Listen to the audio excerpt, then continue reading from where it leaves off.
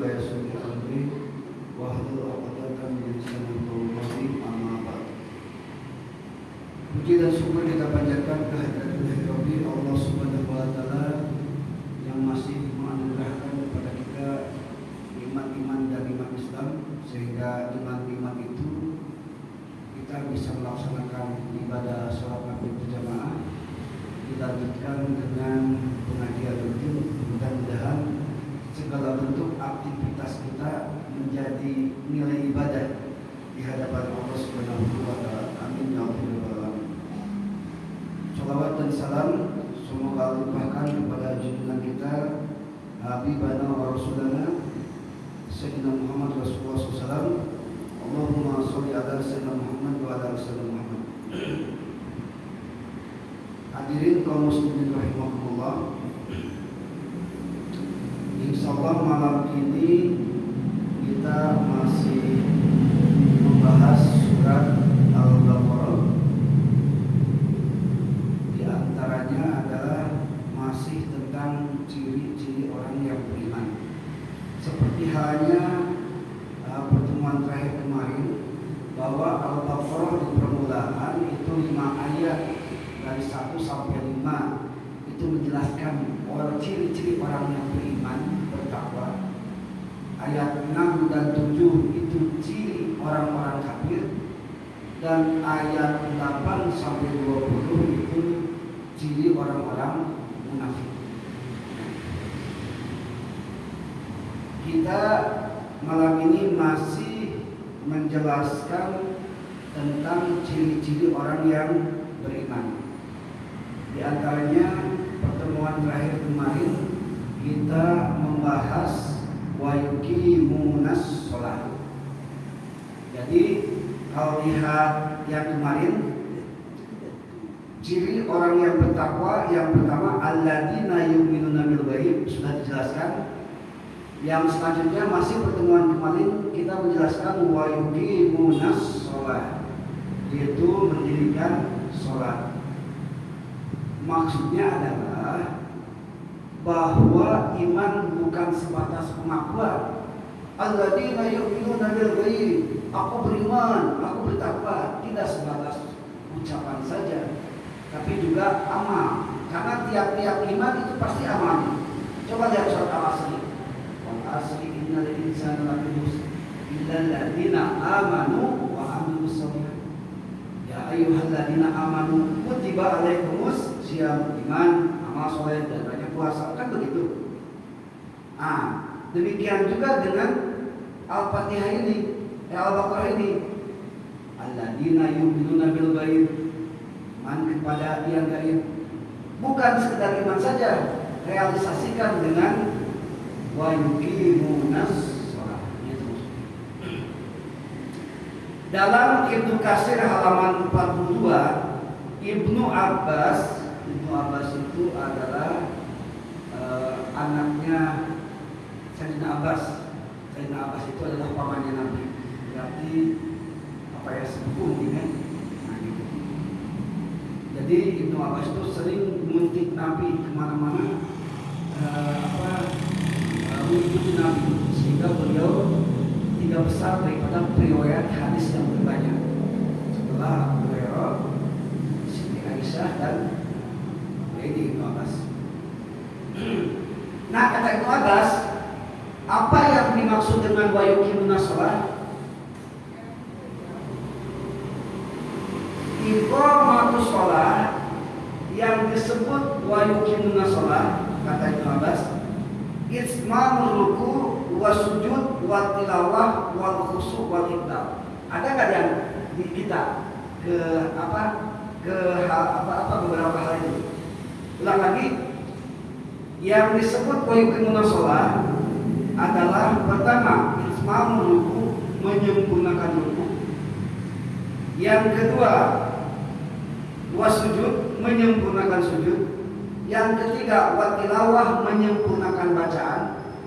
Yang keempat wal khusu', menyempurnakan khusyuan. Dan yang kelima wal iqbal. Iqbal ini diartikan dengan menghadap sepenuh jiwa kepada Allah Subhanahu wa taala. Kira-kira kita sudah dalam sholat kita sudah 5 hal itu belum? Belum, yuk kita naikkan level kita, sholat yang lebih sempurna, sholat yang lebih meningkat. Makanya izinkan kepada jamaah khusus malam ini, karena salah satu indikator daripada kesempurnaan sholat itu secara teknis ya Pak ya. Secara teknis itu harus memenuhi syarat dan rukun. Jadi malam ini saya akan membahas tentang syarat dan rukun sholat sebagai bentuk daripada upaya kita untuk menyempurnakan sholat kita. Jangan sampai sholat kita dari mulai akhir balik 15 tahun yang lalu sampai sekarang gitu aja, nggak ada peningkatan. Gitu maksudnya. Kalaulah kita tidak bisa meningkatkan kuantitas, ya tingkatkanlah kualitas. Syukur-syukur ya kualitasnya meningkat, kuantitasnya meningkat. Ini adalah iqamatus shalah itu adalah peningkatan kualitas. Yuk kita coba cek apakah sholat kita berkualitas atau tidak. Salah satu ciri daripada sholat kita tidak berkualitas adalah sholat kita tidak berfungsi sesuai dengan surat Al-Ankabut ayat 45. Inna sholata tanha 'anil fahsya'i wal munkar. Salah satu daripada fungsi sholat itu mencegah daripada kemaksiatan dan kemungkaran. Kalau kita masih maksiat, kita masih mungkar, berarti sholat kita belum berkualitas. Dan nanti di hari kiamat kita nggak tahu apakah sholat kita diterima atau tidak, Pak. Wallahualam. Itu masalahnya. Baik, saya coba buka kitab fikihnya. Kitab fikih yang dasar saja. Ini adalah kitab Sulamut Taufik. Sulamut Taufik adalah kitab yang kalau dalam istilah tingkatan sekolah itu tingkat sekolah dasar itu. Nggak apa-apa, kita mendingan kajian dasar-dasar, mau usah tinggi-tinggi lah. Bismillahirrahmanirrahim. Faslun. Wa min syurutis shalah, dan dari sebagian dari syarat-syarat salat. Jadi Pak, ada syarat, ada rukun. Kalau syarat itu ketentuan yang harus kita lakukan sebelum sholat, itu syarat. Kalau rukun, ketentuan yang harus kita lakukan ketika lagi sholat. Beda ya Pak ya? Jadi ukurannya sebelum dan ketika. Nah ini syarat, berarti yang dilakukan Bapak sebelum sholat. Pertama, at-thaharatu 'anil najasati fil badan wa syarab wal makan wal mahmulah.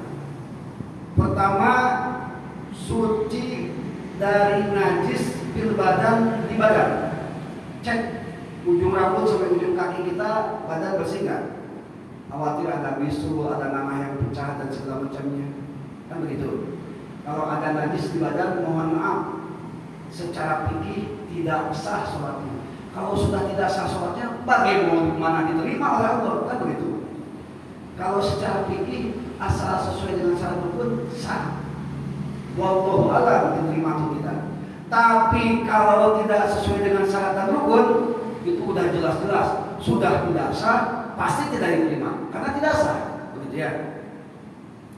Jadi yang pertama adalah suci dari najis di badan kita. Coba lihat badan kita.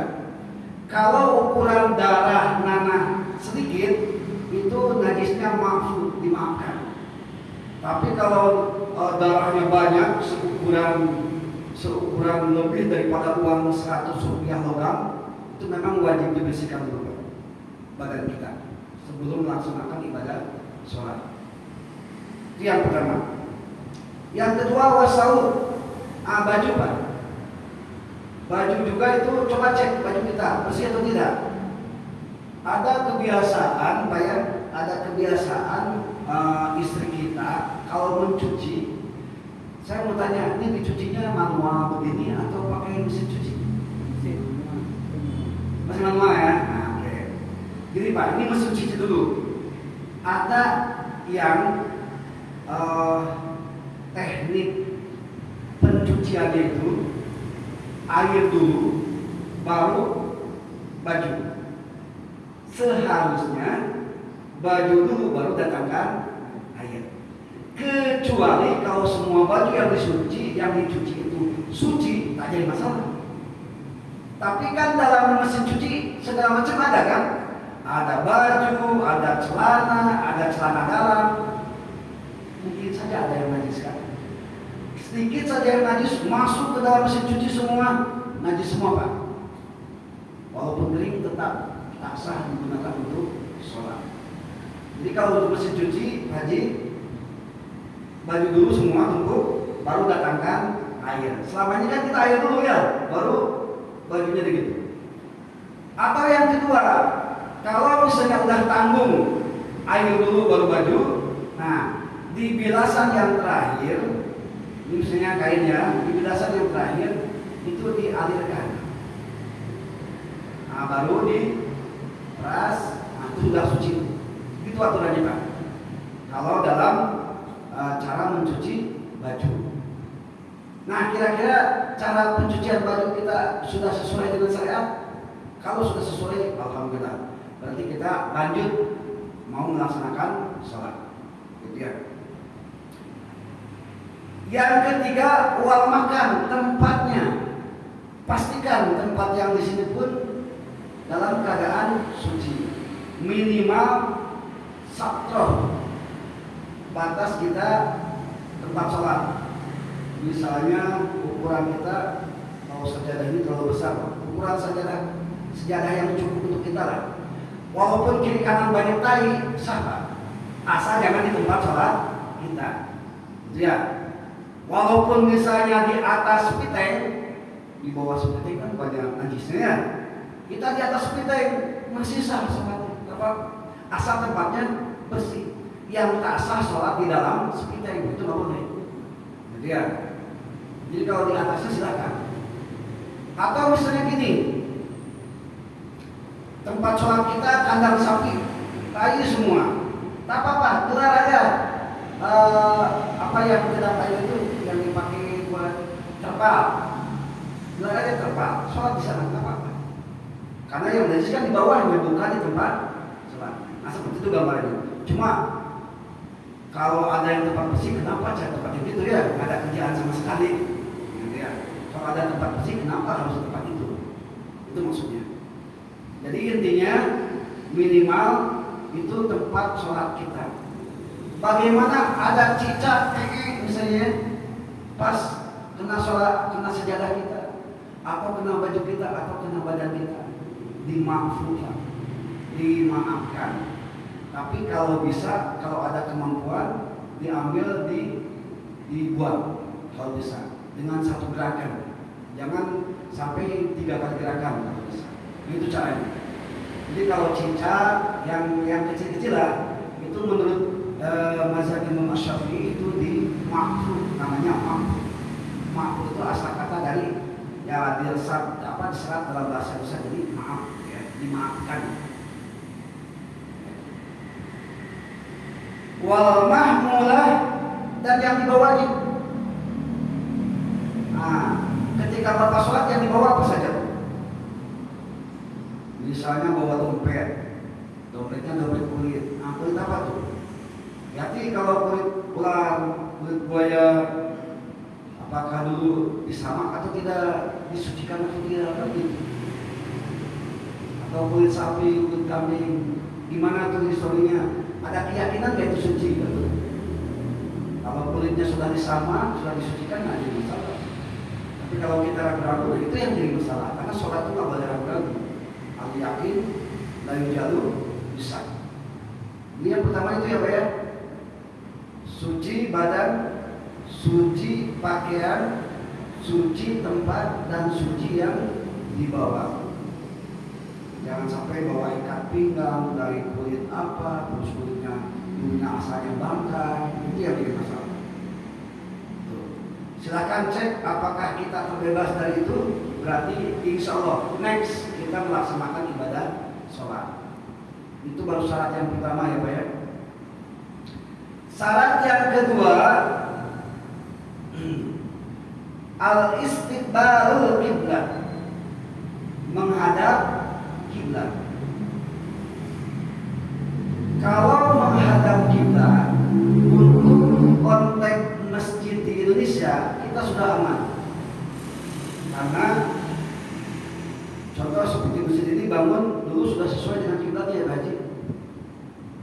Saya tengok masjid di Pinang rata-rata udah agak bergeser gitu ya, tidak simetris gitu ya. Jadi kiblatnya hadap sana, kiblatnya hadap sana, ada perbedaan. Yang jelas kalau ada keyakinan bahwa sudah istilahnya arahnya udah ke Makkah, itu tak masalah. Nah, makanya cara menghadap kiblat itu ada dua bagi orang yang sholat. Kalau di luar Makkah itu usolli fardhu maghrib salah sarokaatin mustaqbilal kiblat. Nah, bacanya gitu. Tapi kalau Bapak nanti sholat tepat depan Ka'bah, depan mata kita Ka'bah, itu beda niatnya. Usolli fardhu maghrib salah sarokaatin mustaqbilal Ka'bah. Bedanya gitu, kiblat dengan Ka'bah. Cuma beda itu. Karena memang di depan kita betul-betul Ka'bah. Itu untuk istiqbalul kiblat. Bagaimana kalau di kendaraan? Coba cek sama Bapak, naik pesawat, naik kereta api, naik mobil, kira-kira bisa nggak menghadap kiblat Pak? Nggak akan bisa. Padahal menghadap kiblat itu syarat, bahkan termasuk rukun. Kalau tidak menghadap kiblat tak sah sholat. Bapak misalnya naik mobil umum, sudah memasuki waktu maghrib, sedangkan perjalanan 1 jam lebih. Kira-kira apa yang Bapak lakukan? Sholat maghrib atau tidak Pak? Saya mau tanya aja dulu kira-kira. Nah, ingat, ketika kita di mobil umum, kita belum kapal laut ya, belum kereta api, baru mobil. Ketika di mobil umum, pas terdengar azan maghrib, maka kalau tidak memungkinkan menghadap kiblat, bahkan nanti yang ketiga ada Pak, berdiri. Salah satu rukun sholat berdiri. Jadi kalau sholat wajib berdiri apapun yang terjadi, kecuali mungkin yang penyebab penyakit lain cerita. Ini yang normal ya maksudnya.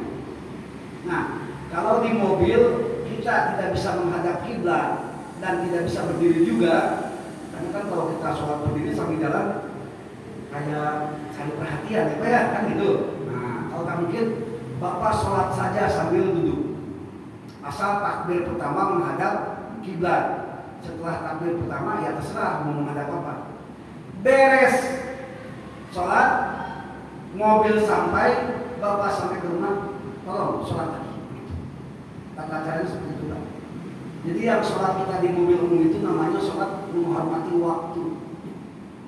Kalau tidak memungkinkan kita menghadap kiblat atau berdiri. Yang kedua, bagaimana kalau di kereta api? Nah, dia lebih parah nih. Kereta api itu bukan kereta menunggu kita, tapi kita menunggu kereta.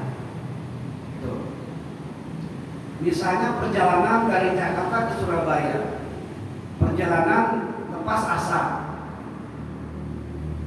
Kalau Bapak misalnya niatnya jamak, mungkin tak masalah ya Pak ya. Kalau niatnya jamak kosong, karena kan Jakarta Surabaya itu boleh. Tapi misalnya kalau sholat yang lain tidak boleh jamak, misalnya sholat subuh nih, sholat subuh, berangkat malam sampai ke Surabaya jam 6 atau matahari sudah terbit, karena batas subuh itu terbit matahari. Nah, bagaimana cara sholatnya? Sama dengan yang tadi kayak naik mobil Pak. Bapak sholat menghormat waktu aja. Tapi kalau memungkinkan, kereta api kan kadang-kadang berhenti. Ketika ketika kereta api mau berhenti, Bapak nunggu dulu. Tak ada toilet, pakainya aja. Segini pun bisa, ya. Segini pun bisa. Cuci muka, terus tangan, yang rukun-rukun itu aja. Terus kepala, terus telinga, kaki udah selesai. Siap-siap mau berhenti udah punya wudhu. Nah ketika ketika kereta api berhenti, turun gelar sajadah, tanya di mana kiblat. Tapi kalau bisa gelar sajadah dekat pintu, jaga-jaga ketika sholat kereta api jalan lagi. Tak apa batalkan sholat aja langsung naik kereta api itu masalah. Kalau memungkinkan, cuma kan nggak secepat itu istirahat kereta api rata-rata 5 menit sampai 10 menit yang saya alami itu kereta api. Jadi caranya begitu. Jangan mentang-mentang tidak dapat menghadap kiblat, tidak bisa berdiri, terus tak sholat, tak bisa jadi dosa misalnya. Kalau mau sholat aja di dalam kereta, gitu ya. Dan nanti setelah sampai diganti, itu maksudnya. Diulang kembali. Namanya sholat i'adah, namanya itu. Kalau masih ada waktunya. Kalau belum ada waktunya, namanya sholat qada. Itu ya Pak ya. Yang terakhir, gimana di pesawat? Nah ini lain lagi nih. Misalnya kita perjalanan dari Jakarta ke Tokyo, sholat subuh. Sampai di Tokyo jam 7, matahari udah terbit. Nah, gini Pak, kalau pesawatnya komersil, itu biasanya ada pintu pesawat. Itu biasanya kosong Pak, silakan cek. Pasti tidak ditempati oleh kursi dan muat satu orang untuk melaksanakan sholat. Tanya saja sama pramugari arah kiblat kemana. Kalau Bapak tidak mau mengulang lagi ya, itu maksudnya ya. Macam tadi di kereta, gelar sajadah aja ketika kereta api istirahat. Kalau tak mau diulang lagi sholatnya. Nah pesawat pun demikian. Kalau tak mau diulang lagi, dekat pintu gelar sajadah. Tanyakan sama pramugari kemana arah kiblat. Kan begitu. Nah, kalau sudah ditentukan dan zaman sekarang modern kita bisa menentukan kiblat sendiri kan. Sholatlah kita, silakan. Udah sholat beres, sambil berdiri, jangan sambil duduk. Biasa aja. Udah beres, ya udah beres baru silakan ke tempat duduk lagi. Ketika sampai tidak usah diulang lagi. Kalau posisinya sholat sempurna, berdiri dan menghadap kiblat. Tapi kalau posisi sholat tidak bisa berdiri, tidak bisa menghadap kiblat, itu silahkan sholat pertama sholat menghormat waktu, sholat kedua sholat i'adah, sholatnya diulang lagi. Itu ketentuan daripada istiqbalul kiblat, menghadap ke kiblat. Apa buktinya? Waktu Rasulullah ketika menunggangi wanita, itu kalau pas sholat wajib beliau turun gelar sajadah. Tapi kalau ketika sholat sunat, Allahu Akbar, terserah wanita mau kemana. Jadi kalau sholat sunat tak masalah. Ini khusus sholat fardu. Baik, sampai sana. Sebelum saya lanjutkan, ada yang ditanyakan ya Pak?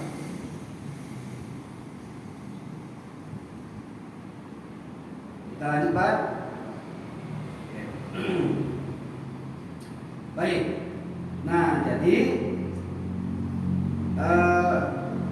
sholat ketika menghadap kiblat itu adalah suatu syarat. Kalau Bapak tidak menghadap kiblat, berarti sholatnya tidak sah. Apapun yang terjadi, mau di kendaraan, mau di kalau kapal laut satu lagi. Kalau kapal laut kayaknya kalau yang besar memungkinkan karena sistem navigasi di kapal laut itu buruk kapalnya memberikan kelonggaran kepada kita untuk melaksanakan sholat, bahkan dibantu arah kiblat menghadap lambung sebelah kanan, kan ada pengumuman gitu ya biasanya. Bahkan di musholanya di masjidnya udah ada arah kiblat, itu udah ada masalah kalau di kapal laut. Gitu. Yang kita khawatirkan di kendaraan selain kapal laut. Jadi mohon maaf kan, kalau tidak diketahui, kalau tidak menghadap kiblat, sholat kita tidak sah. Baik. Yang ketiga, wadukhulul waktu, masuk waktu, mau tidak mau. Duhur pas waktu duhur, asar pas waktu asar. Apa dalilnya? Aqimis sholat kalian dulu bisyamsi ila wasabil lail. Kerjakan sholat dari mulai pagi sampai malam. Dari mulai matahari jelang terbit sampai malam. Dan banyak sekali ayat-ayat yang menjelaskan tentang sholat. Ya. Jadi yang syarat yang ketiga harus masuk waktu. Nah, sehubungan dengan masuk waktu, ada beberapa waktu yang dimakruhkan untuk melaksanakan sholat, terutama sholat sunat mutlak. Sholat sunat mutlak itu yang tidak terkait. Di sholat itu ada muqayyad, ya, ada yang tergantung sama situasi kondisi, ada yang mutlak, dia terbebas. Kalau qobliyah duhur itu tergantung terkait dengan sholat duhur, kan begitu. Sholat ba'da maghrib ya terkait dengan sholat maghrib. Kalau sholat mutlak itu tidak terkait apa-apa, sholat sunat biasa. Sholat sunat mutlak itu yang pertama sholat tasbih, gitu ya. Walaupun ini masih diistilahkan oleh para ulama, tapi ulama-ulama Syafi'iyah itu menjelaskan bahwa kalau kita sholat tasbih, kalau tidak mampu tiap hari, seminggu sekali. Kalau tidak mampu seminggu sekali, sebulan sekali. Kalau tak mampu sebulan sekali, setahun sekali. Pas waktu nisfu Sya'ban. Kalau 1 tahun sekali tidak mampu, ya seumur hidup sekali aja. Itu khusus sholat tasbih. Ini termasuk sholat mutlak ya Pak ya.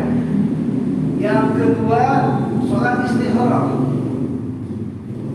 Istikharah termasuk rekatnya sholat mutlak. Karena tak terkait apa-apa. Terkaitnya hanya apa? Hanya keinginan kita di akhir sholat. Karena sebelum sholat ada apa? Makanya ketika Bapak mau istikharah, doanya bukan sebelum, tapi setelah. Jadi sholat istikharah itu doanya setelah menyampaikan hajat kepada Allah, itu menyampaikan pilihan yang mana yang baik, yang mana yang benar, itu setelah sholat. Ya. Yang ketiga itu sholat ihram. Ketika kita melaksanakan haji di miqat, itu termasuk sholat mutlak juga. Nah, makruh bahkan haram mengerjakan sholat itu di 5 waktu ini Pak. Yang pertama, dari mulai terbit matahari sampai 1 tombak, itu kira-kira ukurannya 15 menit. Matahari terbit sampai 1 tombak, itu haram melaksanakan sholat mutlak. Itu. Yang kedua, beberapa saat sebelum sholat duhur. Jadi beberapa saat sebelum duhur itu ketika matahari 0 derajat di kepala kita sampai mau agak turun, sampai mau waktu zuhur. Itu kira-kira kisarannya waktu 5 menitan.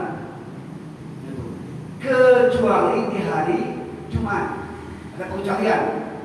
Jadi sholat mutlak boleh dilakukan ketika hari Jumat. Selain hari Jumat itu tidak boleh. Dalam kitab Ibnu Katsir diceritakan itu sampai mengatakan yukrahu wa tahriman, dimakruhkan dan diharamkan melaksanakan sholat waktu itu, kecuali di waktu sholat Jumat. Sebetulnya banyak pengecualian ya Pak ya untuk waktu sholat itu. Yang pertama, kenapa Jumat tidak dikecualikan? Pertama, Jumat itu ada qoblah dan ada ba'da menurut mazhab Imam Syafi'i. Apa dalilnya? Dari Rasulullah SAW, ma min sholatin marfudatin illa wa baina yadayha rak'atan.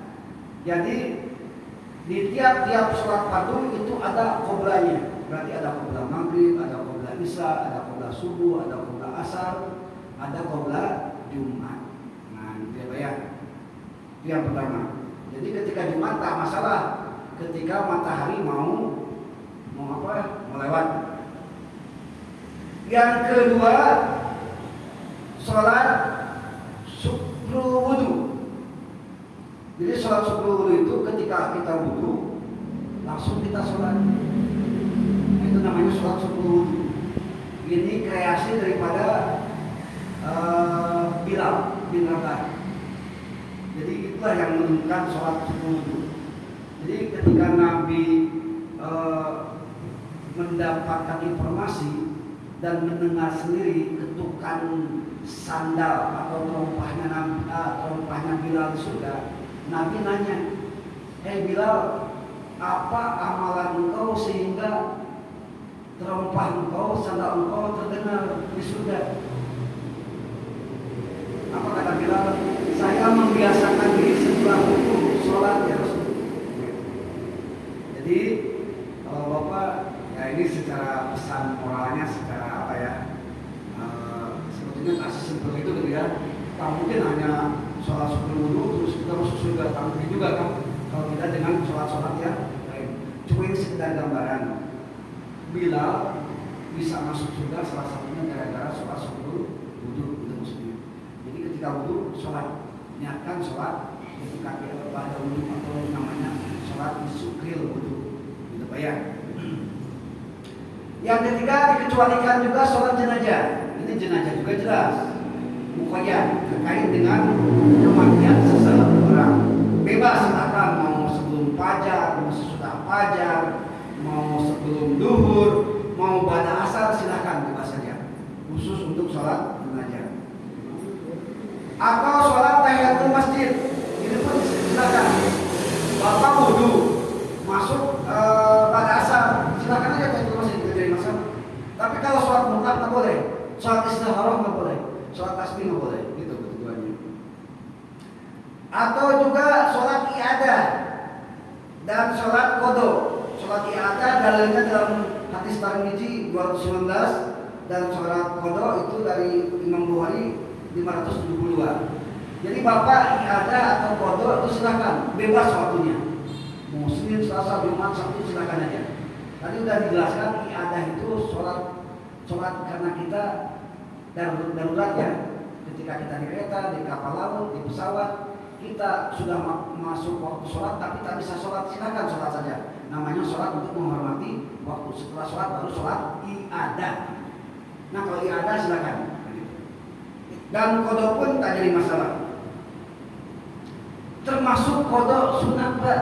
Jadi sholat sunat itu bisa diqada dengan satu syarat, Bapak sudah terbiasa sholat sunat itu. Contoh, sunat qobla subuh itu jangan salah Pak, orang terkaya di dunia itu adalah orang yang melaksanakan sunat qobla subuh, karena jauh lebih baik daripada dunia dan isinya, kan begitu.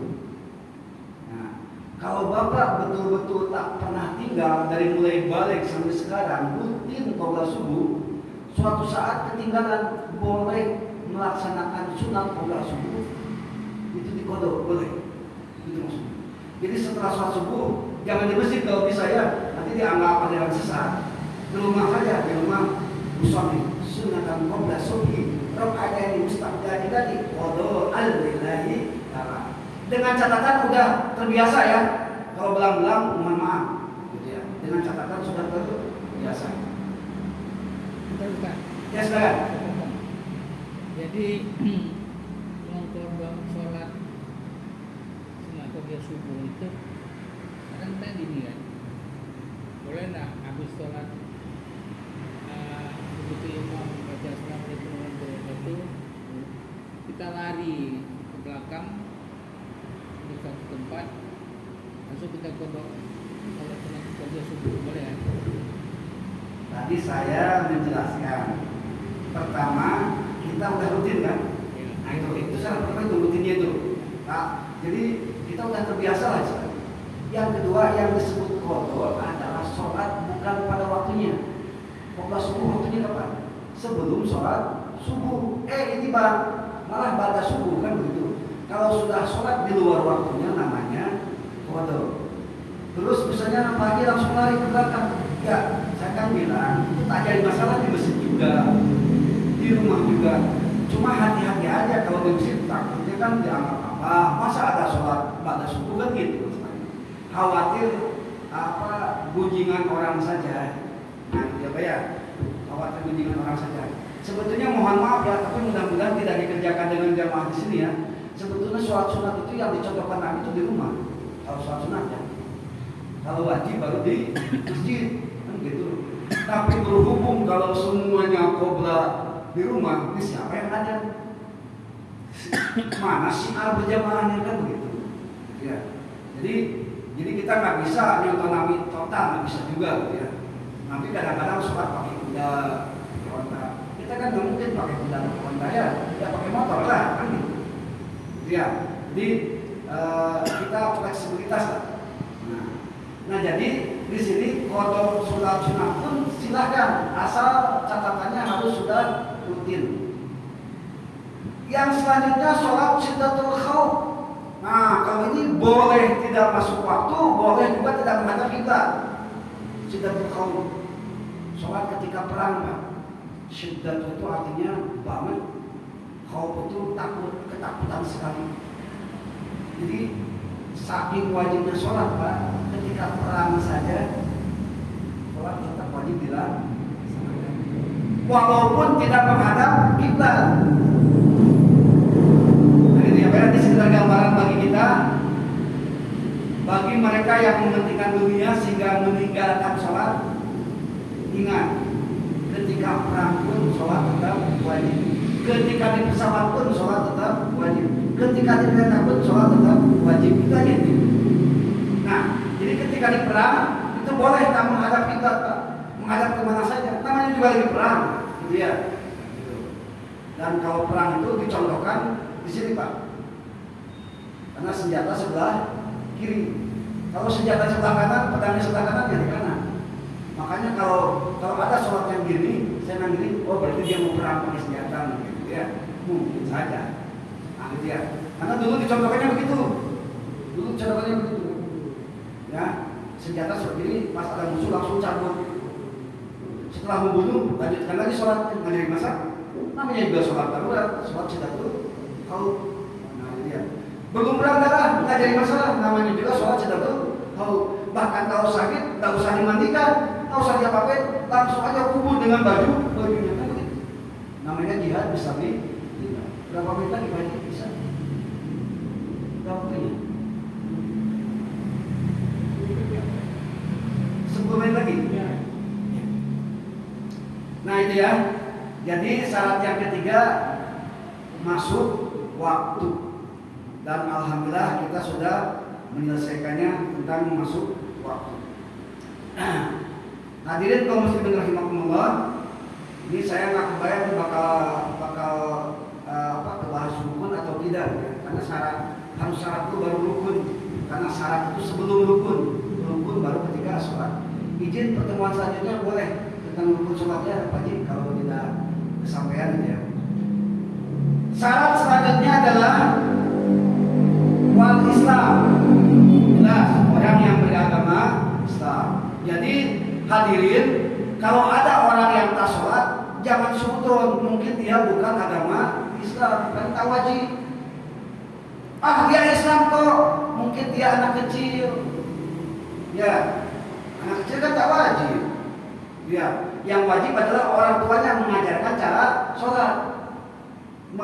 Yang wajib adalah orang tuanya untuk menyuruh anak sholat gitu. Oh dia udah besar kok, masa anak kecil gede gitu? Oh mungkin dia gila. Orang gila tak wajib sholat. Jadi jangan suruh dulu.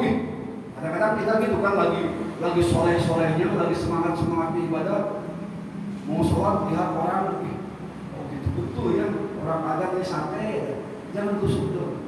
Mungkin bukan orang Islam, mungkin anak kecil, mungkin juga dia lagi head atau nifas, atau mungkin dia lagi gila. Karena orang-orang demikian tidak wajib sholat. Ya. Jadi yang itu Islam. Yang selanjutnya wa tamyiz. Nah ini Pak, ternyata ada penjelasannya. Tamyiz itu beda dengan balik. Kalau balik cirinya 3. Yang pertama muhum asal tersenat dan tidak kali wal unsar umur 15 tahun. Yang kedua wal ihtilam melidahkan wal unsar di sisinin karena mimpi jima. Yang ketiga wal haid lil unsar di sisinin keluar darah haid bagi perempuan karena awal buah umur 9 tahun. Itu balik. Kalau tamyiz itu ternyata Pak, Kalau tamyiz itu anak yang belum balik yang 3 tadi, tapi dia sudah tahu mana yang benar, mana yang salah. Dia sudah tahu cara membaca Al-Quran. Dia sudah tahu tata cara sholat. Dijadikan imam sah, gitu. Misalnya, Bapak punya anak umur 8 tahun, bacaannya bagus, tata cara sholatnya bagus. Kebetulan tak ada yang berani jadi imam, jadikan imam sah sholat berjamaah. Asal tamyiz. Tamyiz itu adalah anak kecil yang mempunyai dasar taat aturan, tahu benar, tahu salah, walaupun belum balik. Nah, gitu. Jadi sholat anak-anak kecil yang belum tamyiz itu, nah itu hati-hati ya Pak ya. Ada 2 pendapat. Bolehkah sholat mengajak anak kecil? Sebagian ulama yang tak boleh itu anak yang belum tamyiz. Jadi ketika sholat kadang-kadang main-main, tidak betul dan WhatsApp, teriak-teriak, itu yang tak boleh. Ya, di satu sisi Rasulullah mengajarkan kepada kita untuk mengajarkan anak sholat kan gitu. Jadi mengajarkannya ketika di luar sholat berjamaah. Kalau yang belum tamyiz, ingat ya Pak ya, tamyiz itu belum balik tapi dia sudah ngerti itu maksudnya. Nah gitu. Jadi bagi mereka yang belum tamyiz, walaupun sudah 15 tahun, tak bisa, belum sah sholatnya. Ada kan yang usia 15 tahun masih kekanak-kanakan, belum taat aturan, kadang-kadang lagi sholat ini, ya, cuma dia mau ngobrol, nah itu belum sah, karena belum tamyiz. Gitu maksudnya. Nah ini Pak, yang terakhir yang selanjutnya, wal ilmu bifardiyatiha, dan harus mengetahui rukun-rukun sholat. Kalau Bapak tak tahu rukun sholat, kita sampai. Nah sekarang pertanyaannya, kita tahu nggak rukun sholat? Ya pasti tahu lah ya. Rukun sholat itu ada 13, versi yang lain ada 17. Insya Allah pertemuan selanjutnya kita bahas tentang rukun sholat, karena kemungkinan waktu tak akan cukup. Jadi mengetahui rukun sholat wajib ternyata Pak. Jadi syarat di sini. Kalau Bapak di sini tidak tahu tentang rukun sholat, tak sah sholatnya. Mohon maaf. Kalau tak percaya silakan. Nah, sudah tahu karena 27. Jadi salah satunya wal ilmu bifardiyatiha. Harus tahu ketentuan sholat. Rukun sholat harus tahu. Saya mau tanya sama Pak, kalau at-tahiyat awal itu hukumnya apa Pak? Wajib, sunnah, rukun. Tapi kalau sunnah ternyata kalau lupa tahiyat awal harus apa? Harus apa namanya, subhanallah wa bihamdihi gitu ya. Nah, itu ya. Makanya kita harus tahu mana yang wajib, mana yang rukun, mana yang sunnah. Kalau mazhab Syafi'i mengatakannya sunat abad atau sunat hayat, gitu ya. Kalau keumuman para ulama rukun, wajib dan sunnah. Insya Allah nanti kita bahas pertemuan selanjutnya, kita membahas tentang rukun sholat. Kenapa harus membahas itu? Karena kita lagi membahas wa yuqimunas sholat. Kata Ibnu Abbas tadi yang saya sampaikan, yang disebut kesempurnaan sholat adalah menyempurnakan ruku, sujud, tilawah, khusyuk dan infaq. Itu termasuk rukun sholat plus khusyuknya. Nah, jadi kita coba minggu depan kita bahas rukun sholat dan cara supaya kita sholat dalam keadaan khusyuk. Dan kita diberikan kemampuan, diberikan usia supaya kita bisa menghadiri lagi pengajian selanjutnya. Hadirin kaum muslimin rahimakumullah, itu saja mungkin. Mohon maaf untuk kajian tafsir ini agak melenceng sedikit karena kebetulan lagi membahas wa yuqimunas sholat ya. Jadi membahas tentang kewajiban sholat ya, tak ada salahnya kita naik level menyempurnakan ibadah sholat kita. Yang terakhir Pak, ini rukun sholat, rukun iman, rukun Islam ya. Haji apa, syahadat, sholat, zakat, puasa, haji. Kalau semua dilaksanakan ini tergenggam. Kalau haji tidak masih bisa tergenggam. Kalau puasa tidak masih bisa tergenggam. Kalau zakat tidak masih bisa tergenggam. Tapi kalau sholat tidak, ya. Makanya saya lebih